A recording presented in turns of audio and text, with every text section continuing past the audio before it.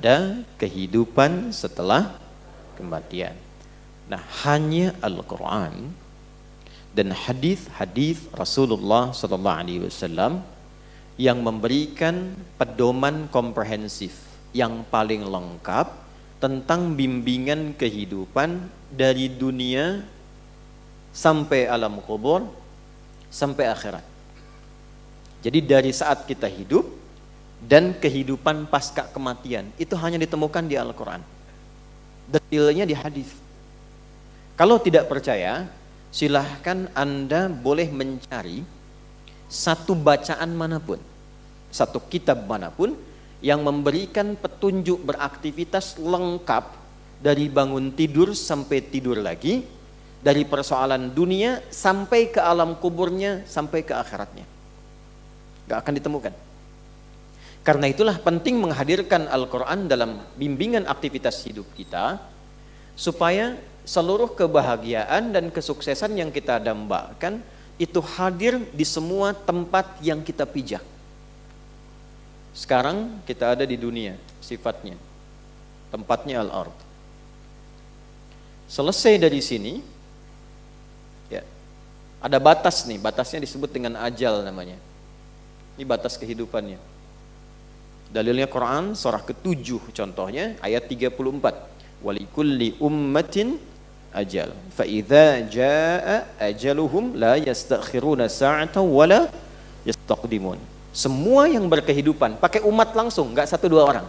Semua yang berkehidupan di dunia itu punya batas waktu, enggak ada yang abadi. Saya ulangi, tidak ada yang abadi. Semua punya batasnya dan akan meninggalkan tempat ini. Karena itulah setelah tiba batasnya, fa idza jaa ajaluhum la yastakhiruna sa'atan wa la yastaqdimun. Tak bisa ditawar apakah diundur ataupun ingin dimajukan. Jadi percobaan bunuh diri pun, na'udzubillahi min dzalik, jangan pernah dilakukan. Sebab sia-sia, kalau belum datang ajal nggak akan meninggal. Minum obat nyamuk sebaskom, harap-harap pengen meninggal misalnya. Kalau belum tiba ajal nggak akan meninggal. Alih-alih demikian, lebih baik belajar mengentaskan persoalannya, bukan meratapinya. Islam itu datang dengan bimbingan. Ketika ada masalah, ini jalannya. Ketika gelisah, ini solusinya. Orang yang tidak mendapati itu gelisah jiwanya, maka dengan kegelisahan itu hampa. Yang hadir hanya kepedihan saja. Nah, saat ditinggalkan ini, bahkan lisan kita pun sudah mengatakan telah meninggal dunia. Ya kan? Di lisan kita tuh bahkan diumumkan kan? Baik, telah meninggal dunia. Nah, meninggal dunia ini meninggalkan dunia kemana? Kemana kalau meninggal dunia itu? Dari mana antum tahu? Semua boleh berteori tentang dunia. Karena berbagi pengalaman orang yang hidup supaya abadi idenya itu dia menulis kan? Dia mengajarkan, tapi kan itu pengalamannya saja. Siapa yang pernah meninggalkan dunia, balik lagi ke dunia sehingga bisa menulis kisah tentang perjalanan pasca dunia? Enggak ada. Karena manusia terbatas di sini, yang bisa memberikan informasi yang paling valid itu yang pencipta segalanya. Karena itulah kalau ada keterangan di kitab manapun yang menerangkan detil kehidupan pasca dunia, itu menunjukkan bahwa kitab itu bukan karya manusia.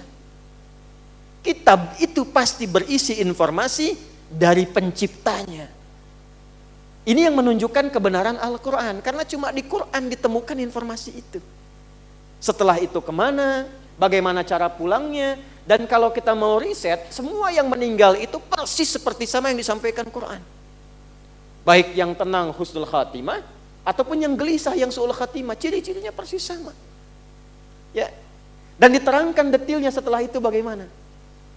Nah, inilah yang kita terangkan untuk menunjukkan kebenaran apa yang disampaikan di alam Quran dan sekaligus menetapkan kebenaran Islam sebagai agama.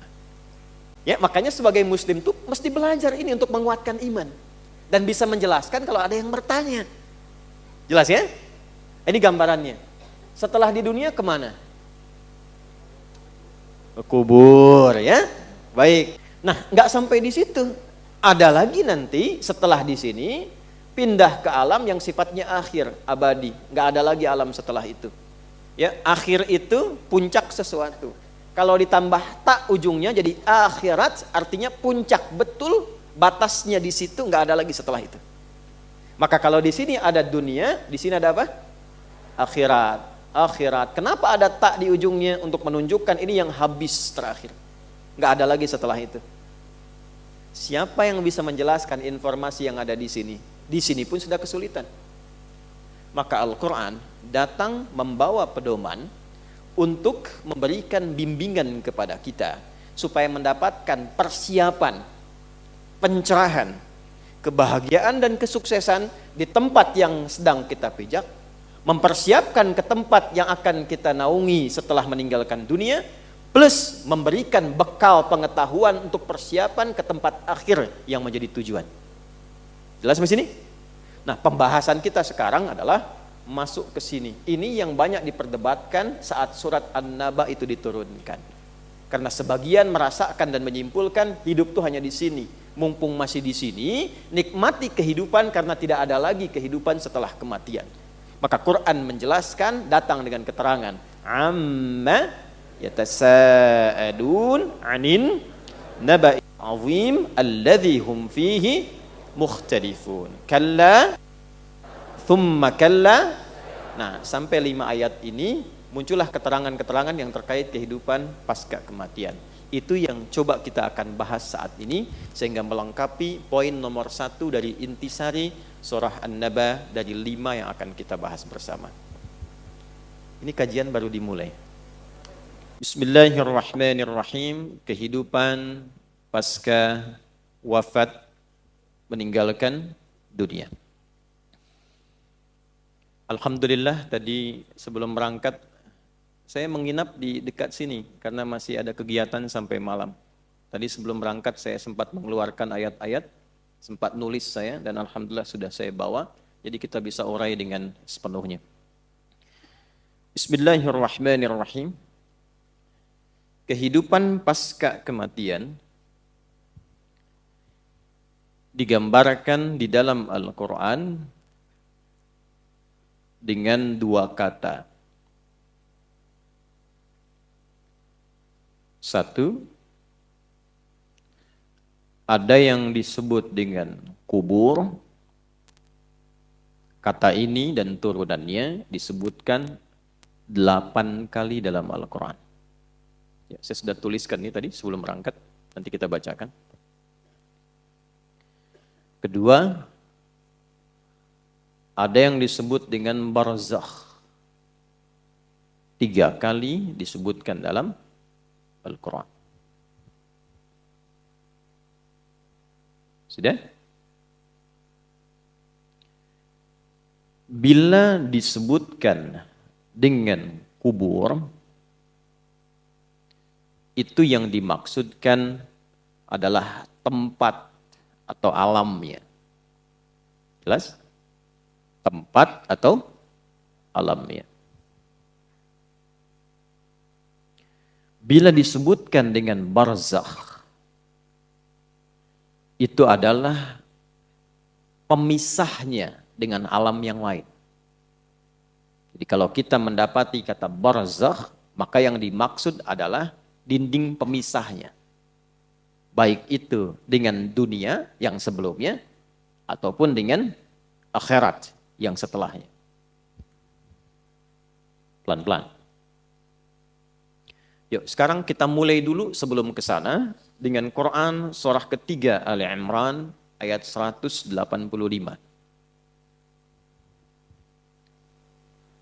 Kullu nafsin dha'iqatul maut. Setiap yang bernyawa itu pasti akan merasakan, mengalami kematian. Maut. Maut. Saya ingin tunjukkan betapa detailnya Quran memberikan informasi kepada kita. Setiap yang bernyawa, kullu nafsin. Nah, nafas ini sumber kehidupannya. Jadi ruh kalau sudah masuk ke dalam tubuh kita, itu namanya disebut dengan nafas. Ya. Dari mana taunya? Kita tempatkan dulu misalnya dengan ayat supaya jelas. Satu Quran surah ke-15 Al-Hijr ayat 28 sampai 29. Wa idh qala rabbuka lil malaikati inni khaliqum bashara min salsalim min hama'im masnun fa idza sawaituhu wa nafakhtu fihi min ruhi. Jelas? Jadi saat dicipta itu terjadi proses fisikal dulu. Rinciannya di Al-Arba'in nanti nomor hadis yang keempat. Ya, dari Abdullah bin Mas'ud, an Abi Abdurrahman Abdullah bin Mas'ud radhiyallahu taala anhu qala qala Rasulullah sallallahu alaihi wasallam wa huwa as-sadiqul masduq inna ahadakum yujma'u fi batni ummihi 40 yawman nutfah thumma yakunu mithla dhalika 'alaqah thumma yakunu mithla dhalika mudghah. Jadi proses pertama kurang lebih selama 4 bulan itu ya, 40 hari pertama penyatuan antara spermatozoa dengan ovum berproses. 40 hari kedua berbentuk zigot, mulai menempel di dinding rahim berproses. 40 hari ketiga mudghah, berbentuk daging keratan. Jadi 40 kali 3 120 hari, 4 bulan pertama itu proses fisikal. Setelah itu ya, thumma yursalu ilaihil malak fayanfuhu fihi ruh. Ini dia tafsir dari sini. Baru ditiupkan roh. Jadi usia 4 bulan kandungan itu seorang ibu yang sedang mengandung, pas usia 4 bulan itu rohnya sudah ditiupkan ke dalam janin yang dikandung. Nah, saat roh masuk ke dalam fisik itu berubah namanya menjadi nafas. Ya. Jadi kalau di ayat tadi ya, fa idza sawaituhu ya, fa idza sawaituhu ini sawwa. Bila sempurna fisiknya itu telah dicipta, usia 4 bulan maksudnya proses penciptaan itu berlangsung, maka wa nafakhtu fihi min ruhi, rohnya masuk.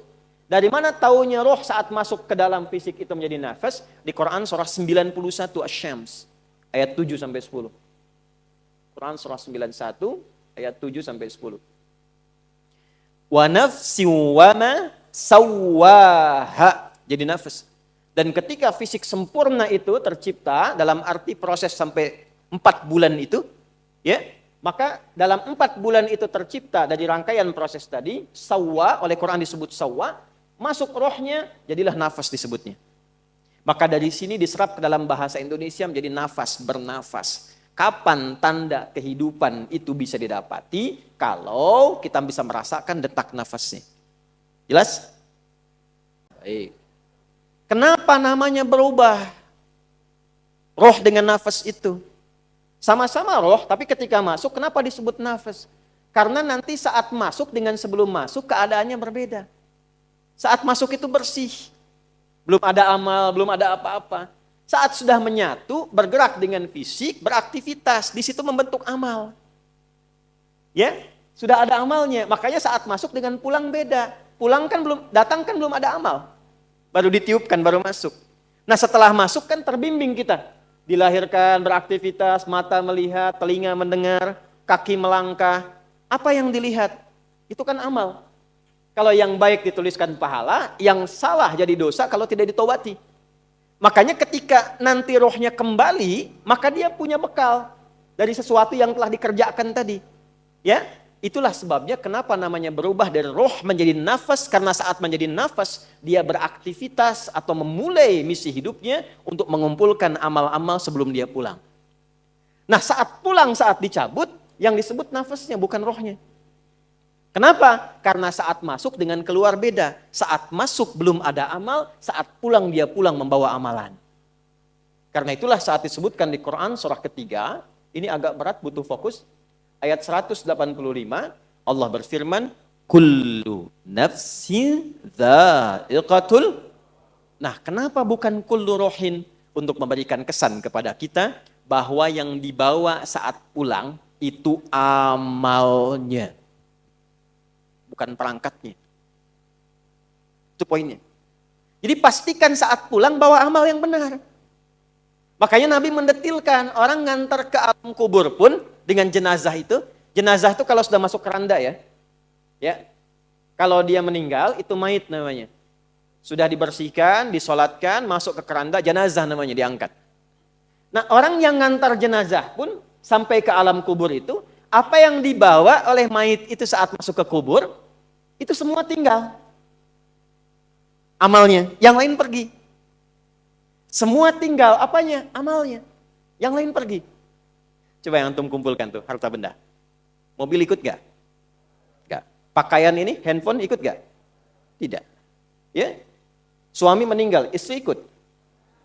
Tuh, udah jawab sendiri. Enggak. Istri meninggal, suami ikut.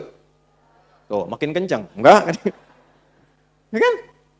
Baik, artinya apa? Yang mengantar saja pulang lagi. Yang ikut apanya?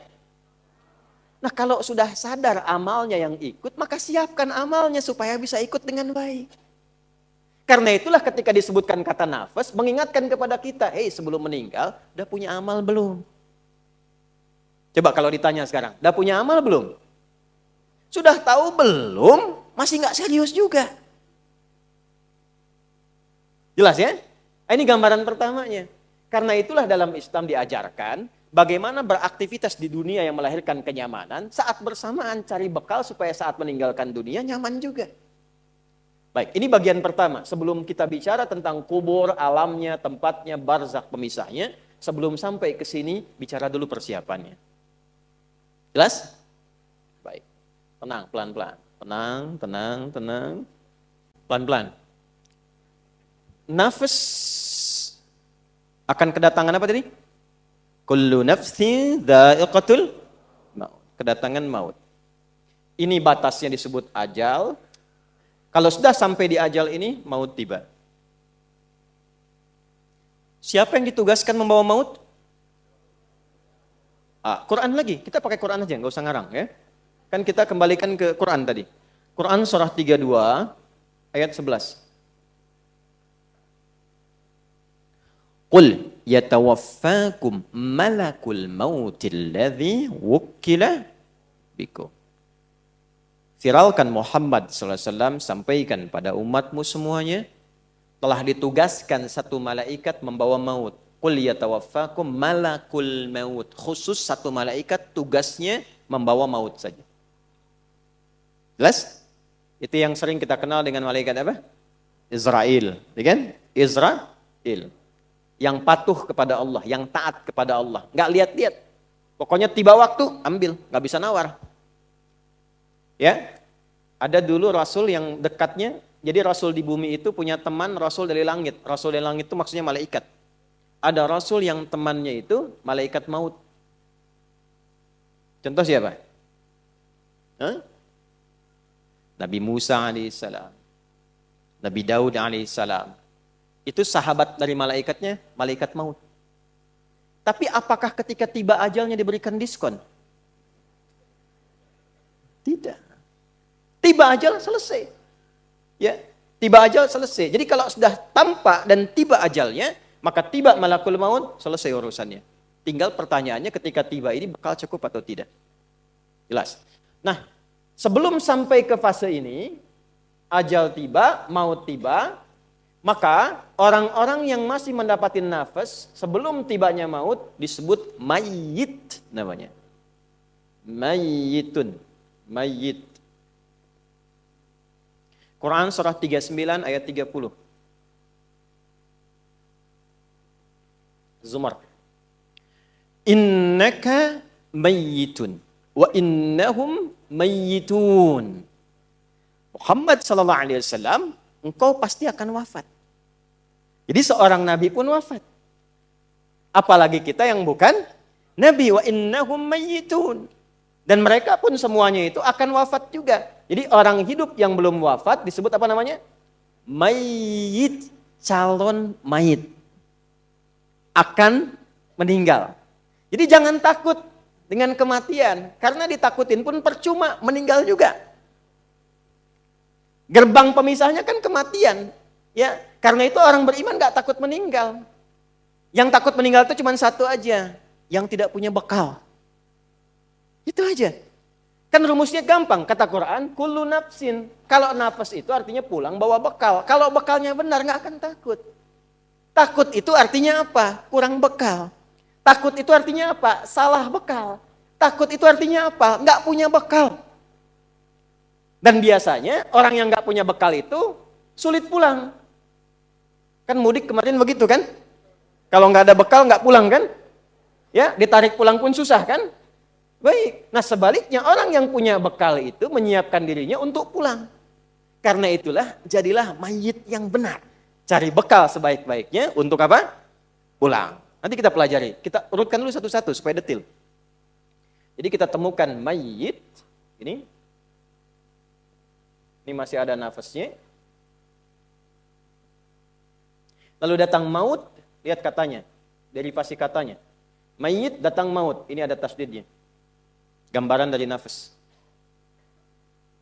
Datang malakul maut, mengambil nafasnya, datang malak, mengambil nafasnya lewat maut. Kalau diambil, berubah namanya dari mayit, jadi mayit namanya. Tasdidnya hilang. Mayitun. Lihat, ini ilmunya mahal, karena tidak mudah mendapatkan kitabnya.